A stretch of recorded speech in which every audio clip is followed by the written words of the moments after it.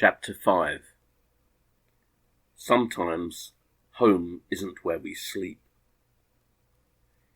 Downtown police headquarters was a dilapidated red brick building on Bloor Street.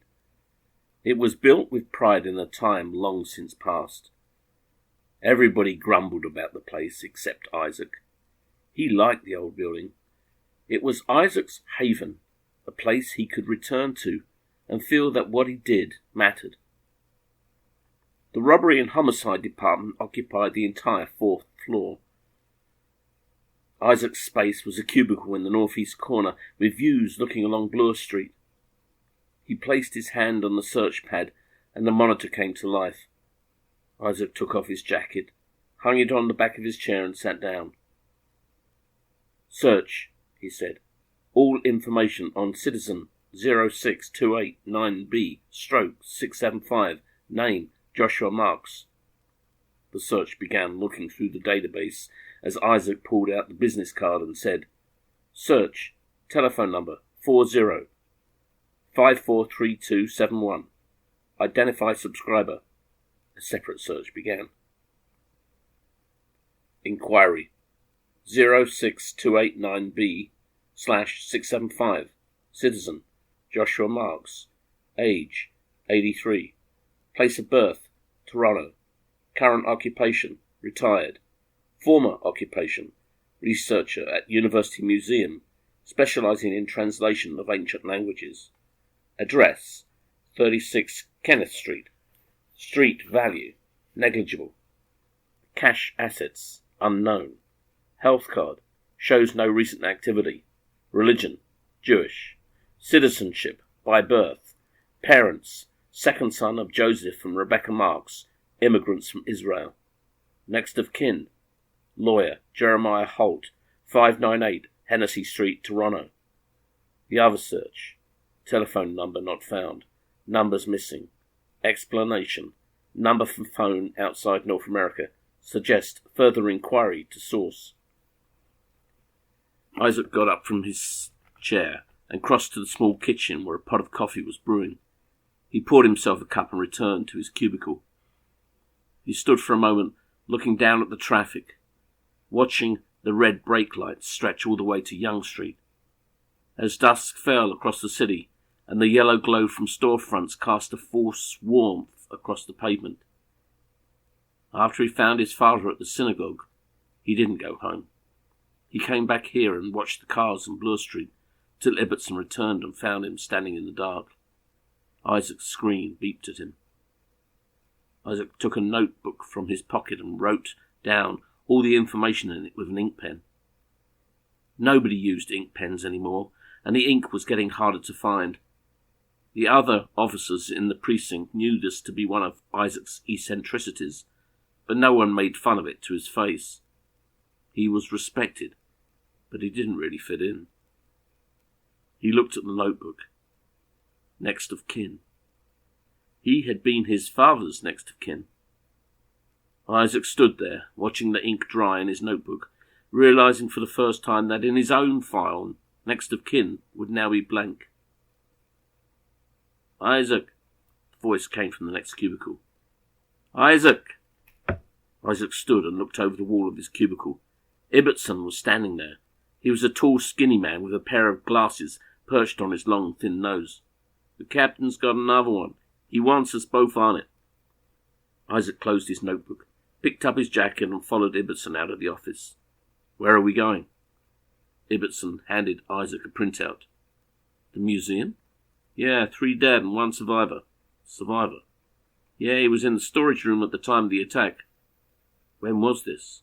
"Just happened. Our lucky survivor raised the alarm. Uniform's already there." Isaac drove a few blocks east and south onto the university complex. Ivy grew across the front of the older brick buildings. A warm light shone out from the windows, a scene of quiet study. But things were not quite how they looked. Ever since funding was withdrawn and they were unable to get the money back through fees, the university, like all of them in the nation, began a slow decline. Cutbacks made the university into a down-at-heel institution. It fared better than the museum, forced out of its original building to make way for the 150-story Bloor Street Towers, the museum's depository found space in the university's classics department, which, reduced by cutbacks, had plenty of extra space. Isaac and Ibbotson arrived and found 2 police cruisers parked out front. Sergeant Zaphon met them at the door. He was a 20-year veteran, a man both Ibbotson and Isaac respected. He handed them a pair of gloves each and some blue booties. "Hey, Carlos," said Ibbotson. "What you got?" "3 dead. Headshots. We're talking professional hit." "You got a survivor?" "Yeah, his name is James King. He was getting something from the storage room when it happened." "Did he see who did it?" Zaphon shook his head. "No windows in the storage room, but he heard the shots." "What did he do?" "Stayed put. When the shooting stopped, he called it in on his phone. 911 told him to remain where he was just in case the killers were still there. They found him hiding behind a file cabinet." Ibbotson nodded. "Thanks, Carlos," said Isaac. "What about the others?" said Ibbotson. "Like I said, all hit in the head. Death would have been instantaneous." As they entered the facility, Isaac noticed the cameras and the security door. He saw how clean the place was until they reached the lab. The blood was disturbing. Focus. There were 3 bodies lying on the floor, 1 man and 2 women, all of them dressed in white lab coats, lying on their backs, entry wounds the size of bottle caps. Isaac avoided looking to the back of their heads, which he knew would be like his father, half gone, pools of blood mixed with broken pieces of bone and brain matter.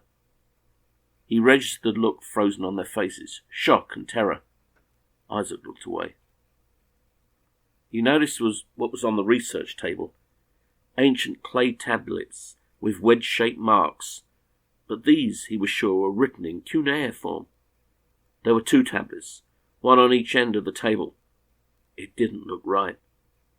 Were they put to each side as they studied something else, something they would have been in the middle of the table, but wasn't there now? "Where's our survivor?" said Ibbotson.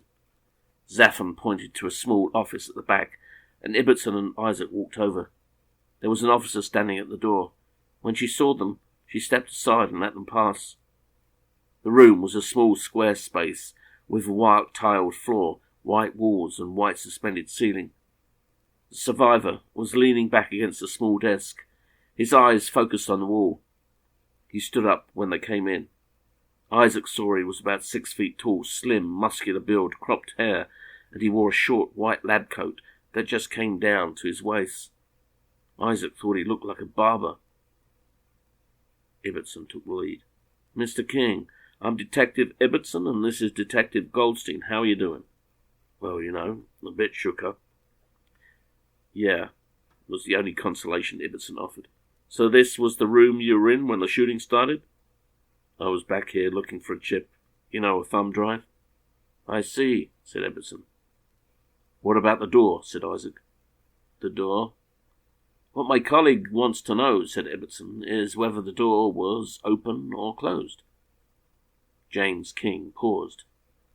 "Closed," he said. "Otherwise they would have seen me." "They?" "Well, I'm guessing they. The sergeant told me that my 3 colleagues were killed. I heard 3 shots, so I'm guessing 3 people." "What did you do?" "What do you mean?" "When you heard the shots?" "I don't know. Scared the shit out of me. I guess I kind of tried to hide over here, behind the filing cabinets." "You didn't go out there?" "What, are you kidding me?" "Of course not. I waited till the shooting stopped and called you guys." "And you waited here till Sergeant Zaphon found you?" "Yeah, behind the cabinets." "And you haven't been out there yet?" James Cook. King shook his head. "I'm not overly anxious to go out there now." "Well, I'm afraid I'm going to ask you to do just that. I want you to go with Officer Steckley here. You can give her a statement, and then you'll be free to go." James King went with Officer Steckley, out past the bodies, and on out to Steckley's cruiser where she took his statement. The medical examiner arrived with scenes of crime, and Ibbotson went out and joined Zaphon to talk with them. Isaac wasn't too keen on remaining with the dead, so he stayed in the storage room. When Ibbotson went, he left the door open, and Isaac could still see the bodies, so he closed the door, and the windowless room became hidden from the lab. He leaned against the filing cabinets. Something wasn't right. He focused. Why would the door have been closed, he thought. If King just popped in to retrieve one thing, why shut the door? Doesn't make sense. Of course, there could be a whole host of reasons, thought Isaac.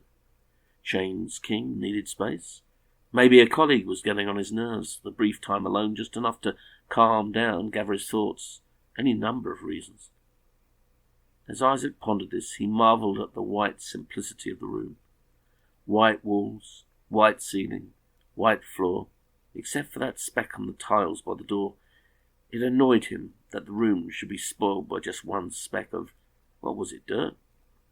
He went over to see what it was. It was barely half a centimetre long and less wide. He crouched down and felt the hairs on the back of his neck rise when he realised what it was.